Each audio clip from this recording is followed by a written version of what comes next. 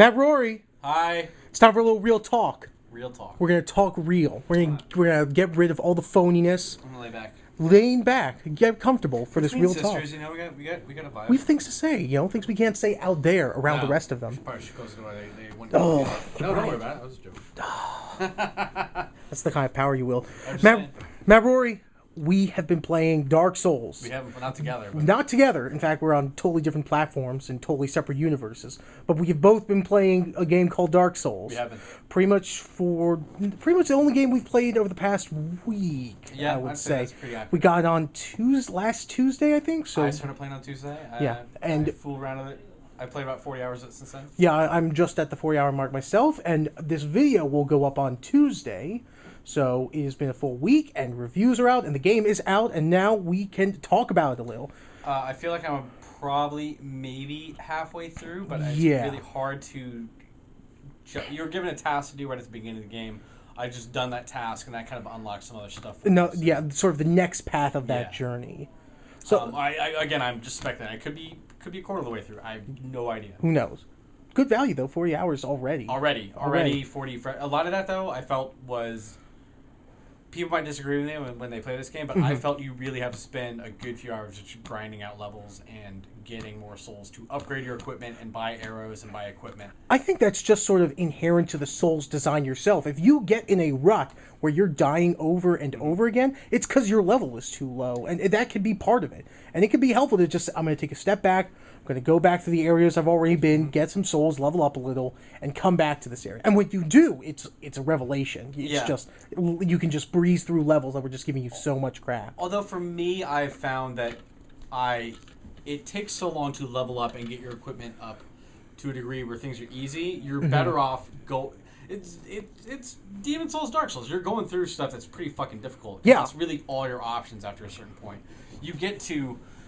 The open world design so far has led to a series of... I will have a few different bosses I know I could take on, but they all seem too hard.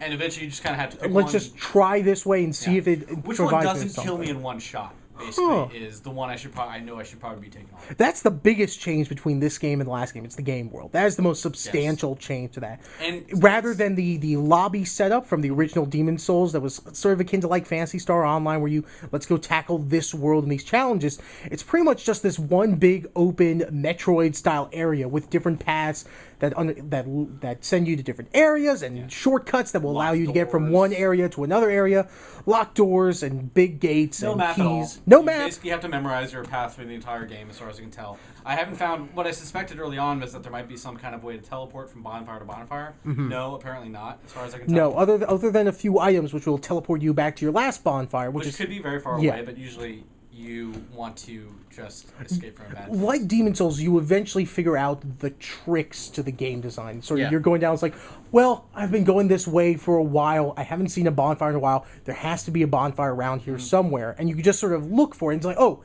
here's a bonfire. Why didn't I see it before? Oh, here's a shortcut. Here's an elevator that takes me down to a whole separate area or the starting area of the game. Just if you explore a little bit, you will find the shortcuts and the bonfires that make that game much more bearable. It is pretty much like Demon Souls, where this game is much different playing experience for me than Demon Souls, because Demon Souls had a pretty thorough wiki by the time I started getting into it. Like 2010, you think? Like 6 months after it came out? Yeah, I definitely started playing it after I moved up here. Hi, Vinny. Do you have a question? Hey, Vinny. Oh, I don't know. I was looking for you. Me? What did I do? You were asking for me before. Oh, you were busy. I didn't want to stop you. You want to give a quick 2-sentence assessment of your Dark Souls experience? It's really hard. 2-sentence? Whatever. Okay. Whatever you feel good about. Do you like Dark Souls? It's fun. It's fun. There you go. Thumbs up. It's okay. It's that game is really great when you're doing one-on-one versus a bad guy, and the most frustrating thing and death when you're doing 2-on-1 or more. The weakest part about that game is the targeting system. It's group combat stuff. Yeah. Because one-on-one, you're doing this the entire time. You can follow me. Up. With your sword, right? I'm gonna hit you as soon as your shield goes down. I got you. And then as soon as you're fighting more than one guy, it's I can never find a time to hit you because your buddy's just gonna hit me because my animation takes so long to go. Spears, dude. I'm telling you. Got poke. It's the quickest little thing. It's super easy to hit two people. Anyway, they're weaker. You're having fun. They're better. You're a spearman? See, I'm a pyromancer now. I'm an axe. How do you like fire? It's pretty good. It's pretty good. Yeah. It doesn't seem dependent on your faith or your intelligence like the other two magic styles. I don't know. It's burns. Burns. Burns real good. Burn everything. Burn everything. Burn Bye, Vinny. Bye. Thanks for burning. Yeah. What I was going to say, so I'm a shield and spear guy, and spears you can attack without lowering your shield, which is a huge, huge deal. And I am generally a longsword just because I like the versatility of that weapon. I can move from sort of the single damage stabs to the wider slices, which mitigates a lot of Vinny's problems, I feel like. When you start thinking about, okay, when I'm dealing with a lot of enemies, either I've done something super wrong, I should not be dealing with these enemies, and I've just pulled too many enemies, or these enemies are so weak that one or two slashes should be able to clear whole swaths of them. And that happens a few times over the course of the game. Speaking of slashes, I did find the Great Scythe, and I've been able to equip it, and it has an amazing strong attack, because it's just wide, just all the way around. Wide and it's quick, so... but if I had to define, like I was saying before, Demon Souls was not... if I was... The thing about these games, auto-saving all the time means that the consequences of reactions are permanent. Right. All the time, every time. And playing before the game comes out, I don't know what those consequences will ever be.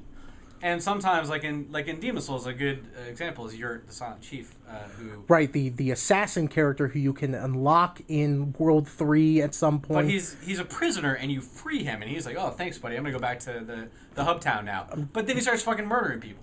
Well, then you gotta stop him murdering people before he takes care of anyone good. You don't know that. If you're playing the game without a game guide, you're just like, what the... Who's doing this shit? I mean, I know for Yurt, I specifically sought him out once I figured, okay, he is going to kill people, so I'm just going to keep doing this thing until he murders the few people you can get away with. Because I looked at the wiki at that point. Yeah, exactly. See? But I was playing that game mostly in late December of 2009, so a few months after the game. It was like September or October of 2009. The wiki's pretty populated. Yeah. The game guides are out. People find all this stuff. So going through it sort of beforehand, you would think the game would be just impossible. Just no one has crowdsourced all this information. It's not impossible. People aren't but that's the thing. The biggest thing coming into Dark Souls for ex-Demon Souls players is that you know the tricks of this game design. You are aware of some of the ways in which this game is going to get you. Like, it should be no surprise that like Demon Souls before, this game features a bridge with a dragon on it. Even if that particular section is a little messed up. Well, the dragon was one that I managed to kill in one arrow shot because he bugged out and despawned. So, but we shouldn't talk about that because the game has been patched since then. It's still out. I mean, the game has come out today. This video will be out when the game is out. So I think it has like a 1.3 patch or something now. Yeah. But again, my point is that the combination of not knowing what the consequences of reactions are going to be, the consequences are permanent, and the game doesn't always explain what the systems do. It's better about this than Demon Souls is, but like for me, upgrading like shards are really rare. As far as I've only seen 3 lizard geckos so far. The equivalent of the shiny geckos from Demon Souls. I've only seen 3 of those in 40 hours of gameplay. I've seen 2. Maybe a few more have been scared off. Again, I wouldn't know. They don't make as much noise as they used to, I don't think. They're very quiet. Because you used to have that shiny noise you hear from a little bit further away. But so shards are really rare. So it really just focuses you. You could play Demon Souls like looking for the few unique weapons, and those could serve you extremely well. But from our experiences, we're finding sort of generic weapons and upgrading them using the regular stuff. Yeah, well, I found the winged spear, which is what I used in the first game. I upgraded that to +5. The thing is now you can go to +5 as a regular weapon, and then you have options for you can change it into a magic weapon or and that stuff is much clearer. Like just taking your weapon down different paths and even undoing those paths. It's all that clear. I mean, what is a raw? There's a raw. I figured out just by looking at the stats. I think the raw weapons are just all of the focus is to physical damage, whereas magic weapons are doing just generic magic damage, and then there are, I guess, fire weapons and thunder weapons at some point, and divine weapons. Yeah. So we did figure out divine weapons because there are a bunch of skeletons that the skeletons that we fight near the beginning of the game, if I kill them with a regular weapon, they'll fall apart and they'll come right back together, and they can't kill them unless I knock them off a cliff. Mm-hmm. But I guess you went through the divine weapon and they never respawn. That's what I found. So that's good. Finding this stuff out is important, but then they're also the kind of permanent game-altering decisions. Again, my anecdote was that there's a big door in the middle of the forest. It costs 20,000 souls to get the key to unlock it. Not trivial. You can't do this until you're like 20, 30 hours in. I grounded out in the opening area. It took me about an hour to get that many souls. Just run through that whole skeleton little undead burg and clear them all out and go back and respawn them all. It took me about an hour. I went through and unlocked it, and I remembered a sign on the bottom of a player message on the floor. It said, "Try luring him out." So I see a dude like standing in the middle of the forest. I thought he might be a bad guy, and I shot an arrow at him. And he runs over, and he looked like an NPC. He looked just like an NPC, and I was super worried that I had done, because in Demon Souls, if you attacked a dude in the hub world, and you could kill them forever. Well, you could kill, and they would be hostile to you, and they would never ever be friendly to you. Yeah. After that, like they would just always attack you on sight. So stressful thing to even like people I accidentally jumped off a cliff, landed on a dude. He's hostile to me. No way to fix it ever. It is definitely a game that is telling you, stop screwing around at every opportunity. It's like, this is not the game that we made, and this is not the game that you are playing. Get your shit in gear. Yeah, it is a game to play twice. Yeah. It is a game to play first. Play it first, and accept the fact that you might have a 30 or 40 hour game experience that ends in tragic failure because something goes horribly wrong. That is your fault, and you did not know what would happen after you did it. Something happened in my game where pretty significant character is now dead, and I do not know how to go about moving. However, the key to that is that the game has provided you some item or something that could potentially allow you to undo this. But I can't use it. Not until the game really comes online, it sounds like. Yeah, there might be some things. Player invasions, we're recording this a day before it comes out. Player invasions do work. They do work. We've experienced, I've had 2 invasions, and I've managed to kill them both off. What about you? I had one invasion. I died because the guy had a pretty good shield and pyromancy thing. Yeah. He had a pretty good strategy for hitting me. That stuff is still awesome, and it can still totally ruin your day. Mostly, I have not played in human form, so I haven't had to worry about it so much. Yeah, I'm still unsure. I understand how the humanity system works. Yeah. Humanity makes sense. It's basically luck. The more humanity you have, the greater the item drop rate, but you can also spend humanity to kindle at bonfires so you get double the number of health potions. That makes sense. No, I have double the number of health potions as a hollow.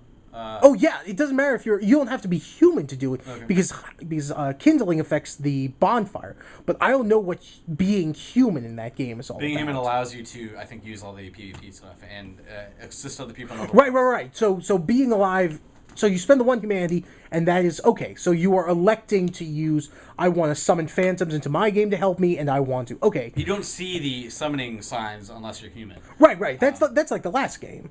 It's like the last game, but there's not as bad a penalty for being hollowed than there was. Yes, so it doesn't look like there's any health or attack bonus. In Demon Souls, while you were dead, you had greater attack power and reduced health, but you mitigated that with a ring. And while you were alive, you had more health, less attack power, and you could use phantoms. And there was also the world tendency stuff, which I'm kind of glad they took out. The whole world tendency. It sounds like it was just a technical decision at one point. It's like, we are not going to have these connect to servers. We're fixing it so all the Phantom and all the Ghost stuff can happen PvP and just be client side or whatever. Yeah, it sounds sense. like, yeah. I've seen a bit of lag in the one battle I had. A dude was kind of attacking where it wasn't before. I was a couple seconds off. Okay. So I can see it definitely affecting. If you have a bad connection, it might be a little tougher for you to deal with PvP stuff. But I'm sure there's some, because I have heard the Covenant stuff. I don't know if you've entered any Covenant. I just, since I started as a knight, I was already in a Covenant. Huh. So that's... Again, the Covenants are not really... No. You want to join a Covenant and say Way of White. Doesn't explain what that does for you or what really is... And I started the game as the Way of White. I actually got an achievement right away for being Way of White. It's really bizarre. And apparently there's like 8 or 10 different Covenants. But how to find them is... I've only found 2 so far. Which ones have you found? I found the Way of White. That's kind of the opening. That's from the monk? There's a monk right in the beginning of the game that you can talk to, and he'll give it to you with no problems. And there's also a cat in a window, which I found behind the $20,000 $20,000 I want to find a cat in a window. That's badass. And it lets you run through that forest without being attacked by your body, which is kind of nice. But I'm sure there are other hidden, and I've heard you have to have sometimes you have to have a huge amount of humanity. Some other covenants you have to have a large faith. You have to have a lot of faith. Okay, so some of them are stat dependent. Some of them are humanity dependent. Some of them are just depending on who you talk to, who you find, who you don't kill. And some of them can be taken away from you too. But the thing is, I don't know what any of them do. Yeah. So I know. Well, the one that I joined that lets me run through a forest without being attacked by everybody is pretty cool. That really does help out a lot. But and it sounds like you can abandon covenants and reform covenants as needed. Over the course of the one game. I have now, if you attack anyone in the covenant, it breaks it. It breaks it permanently. No second chance. Okay. So again, don't fuck around. Good grinding spot. Yeah, don't listen to what people tell you, and do not fuck around. Unless they're lying or tricking you, which happens. Which can happen. Yeah. It is a bizarre exercise in knowledge, I think, these games. Yeah, well, I mean, the whole thing is ideally, you should be, and this is not what happened in Demon's Souls, but I imagine this is what they want. Ideally, you would get every bit of information about the game from the game world, from players sharing information via messages. That's not how it works. I'm sure that's how they want it. That's not how it could possibly ever work, though, because those messages are never as specific as, tell me what, treasure ahead. Treasure ahead. Watch out for tower. But again, there's a lot of meta stuff. Like humanity, for example, is not explained very well at all. Right. In the game, it just kind of, hey, there's black stuff in your soul, and it does stuff for you, but nobody knows what the heck it is. I think they also intend.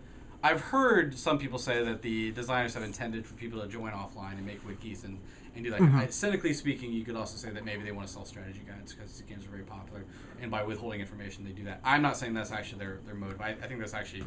I'd say if a cynical person could possibly say that. Yeah. I think these games are meant to foster an online community of people who aren't playing right at that time. Yeah. Like, people who want to edit a wiki can have an amazing time. Like, hey, Giant Bomb, wiki editors, go to Dark Souls wiki page and make your shit. Make a page for every location, every monster, every ridiculous Make it explain humanity. Again, somebody needs to make a Dark Souls page for beginners on Giant Bomb, and somebody or a bunch of people need to come through and say, hey, here's the non-spoiler guide to Dark Souls. Where it's not walkthrough, it's just, here's the things you can know before going in. Here's the things that you will improve your gameplay.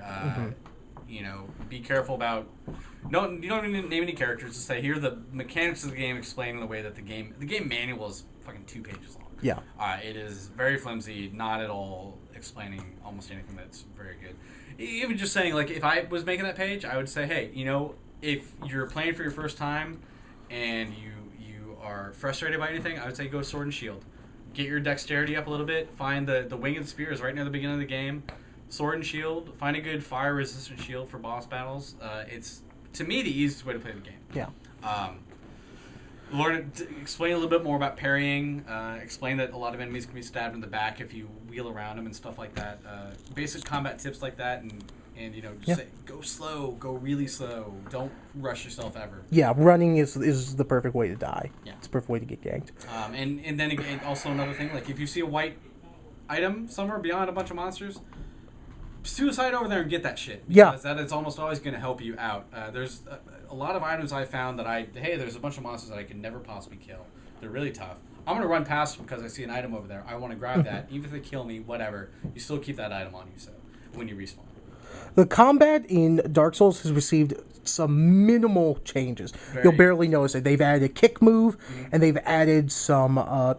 that's basically it. The kick move is really helpful. Yeah, because there are plenty of opportunities where enemies will be near ledges. And especially early on, it can be a lot easier to kick enemies over the edge. The really weird thing I'm worried about is that sometimes I've seen special enemies that I've kicked off of ledges, and I wonder if they were supposed to drop something for me, but then I accidentally kicked them off into the water or something, and I don't know. It's another example of, if I had a save system for this game, I would reload that save, try it again, and kill them the normal way just to see if they drop anything, but I can't. And I've had some moments where I suspected that there are some NPCs who appear after I've cleared out an area, and not to explain too much, but I suspect that sometimes I miss out on drops because I kick too much. But I love kicking people off of shit. It's incredibly satisfying. I loved that old, was it Heroes of Might and Magic? It was... Dark Messiah. Dark Messiah. Oh, I love kicking people off of cliffs. I love that's why I love Assassin's Creed. I love luring guards up and throwing them off. And then kicking them off. But there's also a lot of enemies now have grappling moves, where they will and not only first, a lot of the enemies who are just sort of regular weapon-wielding NPCs, they can parry you. They will get into parry animations, where if you will attack them, they will parry you and do the critical move and just destroy you. Stab you. Basically what you do then. In addition, there are enemies who will just grab you and just destroy a ton of your health. There's an enemy in the Blight Town that will, I have my shield up, and they'll do a little... And they'll grab you through it. Grab you through it and take off 90% of your health or kill you outright. There are ninjas who will flank you from behind and just stab you in the neck and totally tear you apart. Yeah. There are blow dart wielding tree people made of moss. The game is combat wise, it feels like it's easier to set your own pace here. It's not as bad. You can go slower and pull mobs. Get a good bow and arrow, too. That's another thing I would say to people. Even if you can't use bows really well, get your dexterity up enough for the most basic arrow and buy, or basic bow, and you buy like 400 arrows and just use it to lure people. It's really helpful to have. For when I was playing Demon Souls, the make or break moment for my play session was the Tower Knight at the end of the Dragon Bridge in Level 1, World 2. Because that's a boss that it was not very clear. I don't even know how to damage this guy. Yeah. I don't even know how to begin approaching this fight, and I died too quickly before I can begin experimenting. For me, that was the make or break moment that once I solved through that level, the rest of the game became clear to me. That has not happened in Dark Souls yet. Well, after 40 hours, I don't think there's been any one boss that has been so difficult and so monstrous, and the way to defeating him has been just so unclear. Yeah, which you could take as a good thing in a lot of ways. There is a Hydra. Not to speak about. Correct. I won't talk too much about specifics. There's a boss that you see. He's not zoned out. Most bosses are behind white lights, and you kind of a bunch of messages like boss ahead. Boss ahead. Good luck. Bring fire. Whatever. But the Hydra is not one of those. So there are world bosses. Yeah, I almost want to call them, like, it's not correct, since some of them are very tough, but I almost want to refer to them as sub-bosses, since they behave like regular bosses in the sense they have unique animations, unique attack patterns, and they die permanently when you kill them. That's another big change, too. There are enemies that will die permanently. Quite a few, in fact. Sometimes completely unique. Like that bull that we saw in the Quick Look. I've never seen that model. That bull has not appeared since. Never seen that model anywhere else, so... But there are some very, very large bosses. Some phenomenal monster design. Yeah. The gaping dragon, this weird Venus flytrap Georgia O'Keeffe painting given dragon form. That's the famous GIF that people have seen where that closes down on a guy and just swallows him. Just great. Twin gargoyles at the top of a tower. This magic. Spoiler. You spoiled that. Sorry. There are some tough fights. Yeah, the fights are tough, and defeating them is very satisfying. Tough affair. That's another thing. The satisfaction of the game is, for all the challenges of the game, like overcoming them is immediately, and like when I finally do something. The game lets you know. The game does not. The game doesn't hold your hand, but it does make you feel good when you have overcome one of these challenges. Yes, it does. It's people like to liken Demon's Souls. It's this ancient video game. It's this video game with design that is straight off the NES, and when games were trying to milk you for quarters. But it's not quite the same. It does reward you. It is a game that is broken up into smaller chunks, and it is saying learn this section, master it, and you'll never have problems with it ever again. And I played the old Kingsfield games. I played Kingsfield 1 and 2 by FromSoftware. So it's a design that is familiar to me, and before Demon's Souls came out, I wasn't sure if I was going to like it or not, but after I played it, it's pretty addictive. Its predecessor was an immensely satisfying game, and this one can be more so. That does not mean it is a game that is without flaws both in design and technicals. Sure. The technical stuff is the frame rate, which can definitely be horrendous at certain parts of the game. It has caused me to die a few times in Blight Town, because Blight Town has a lot of pseudo-platformy, small ledges that you have to navigate through. And then, there are some tricky just movement stuff in there. Yeah. And it's also it's one of those levels that's extremely vertical. You're making your way down from like a high platform to the bottom. And there are times you're just panning over just too much area, and the frame rate just drops to single digits. In general, it is a gorgeous game, I think. I really... the whole thing with Demon's Souls and Dark Souls was going for this hyper-realistic, severe-looking style. Yeah, incredibly gothic. It's Gothic castles, lava flows. It makes for a game that is just extremely memorable just in environments. Yeah. Like Demon Souls before, when you see these places, you'll never forget them because you're playing through them over and over again, and because they're incredibly distinct. Yeah, in a way it is a little obvious. Like, hey, forest zone, lava zone, swamp zone. But there are twists on that in certain places. Certainly, the undead city of Undeadburg. The sewers have their own nice twist, including the largest rat of the most unusual size you will see in any video game. Again, that was a weird encounter because I knew I've heard all this stuff. Hey, shoot him in the tail, you get a special sword, and I didn't do that for one of the bosses, and it was like.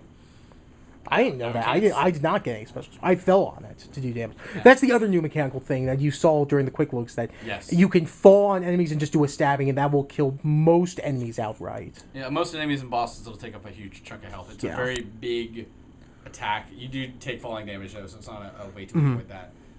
So it's a risk, but there are bosses where they kind of encourage you to use that mechanic. So. The other major problem, I would say, and it's not so much it's not a deal breaker because if you've played Demon Souls, you already know it, is that the targeting system can be a little screwy. It can be difficult to target some enemies when you think you should be able to, and it can also be difficult to switch enemy targets, as Vinny was saying. I've also noticed a little bit of lag on using items sometimes. Like, I will hit the button. It's stamina dependent. You need to have a little stamina to use items. It's a very Monster Hunter-y design decision. Like, you need to be ready for that. Monster Hunter is a weird game. Like, that game has never ever been.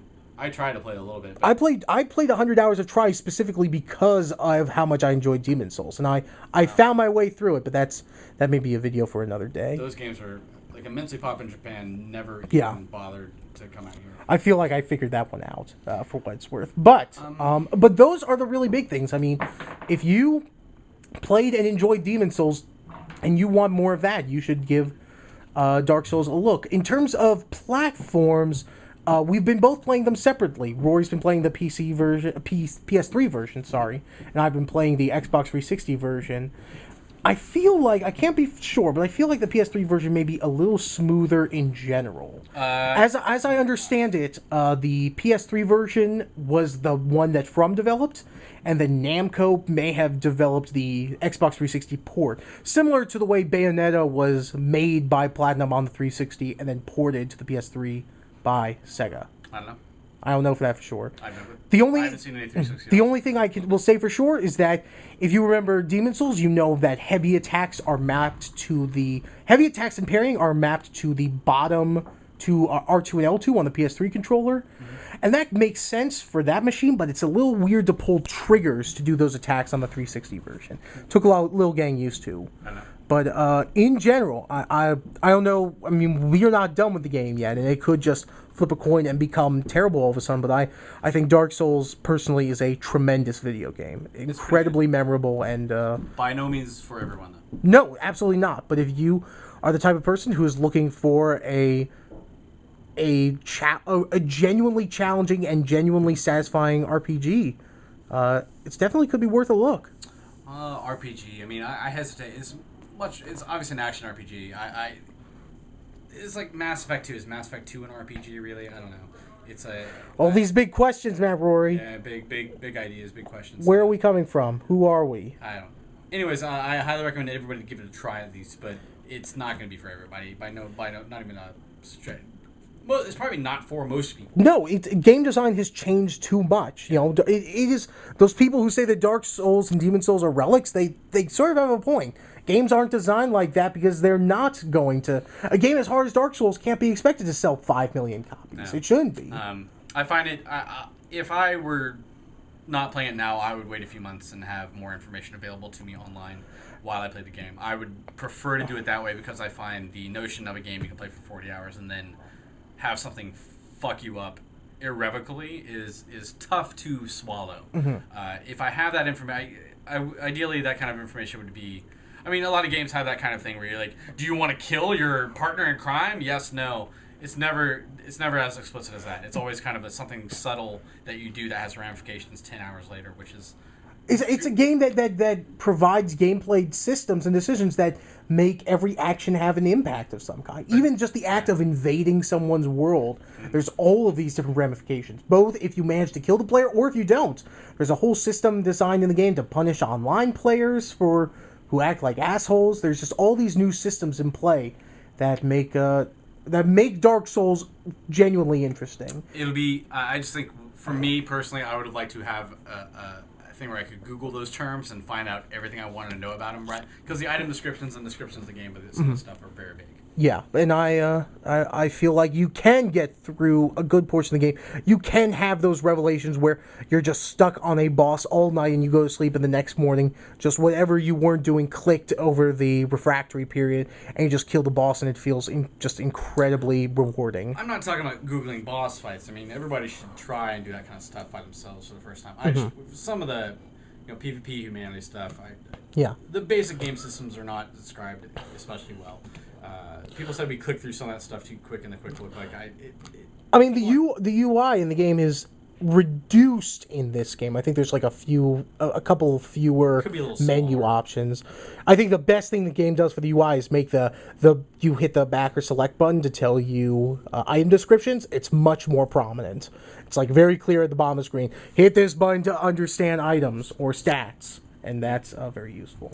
Well, I should probably get back to podcasting. Yeah, absolutely. You want to bring up? No, I'm trying to think if we've covered everything. Combat still incredible, precise. Yeah, precise is the key word, and very rewarding when you succeed. The environments take you to a bunch of really awesome-looking places.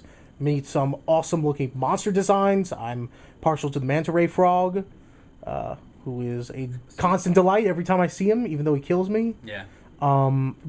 Just awesome boss design. I killed a tree. Very little in the way of music tracks like its predecessor, but some really great orchestral music. Boss really, just extremely memorable, great atmospheric stuff. And the online features are still present and still work even without having the login server. Yeah, it's just a if you were in any way doubting this game because you we're not sure about Namco publishing it instead of Sony/Atlas. You need not worry. They made a Souls game. 100%. If you liked Demon Souls, you will like Dark Souls. This could easily be. I don't know why it's not called Demon Souls 2. It's because Sony published that game in Japan. Okay, I see. That's why. So they kept Souls and they changed the D. There you go. Matt Rorie, thanks for some real talk. You're a real talk, sister. Woof. Yeah, I got this in the mail today. Woof, woof, woof. It's not my normal outfit, but I think it works. It does. You're the big dog. You're a big now, dog.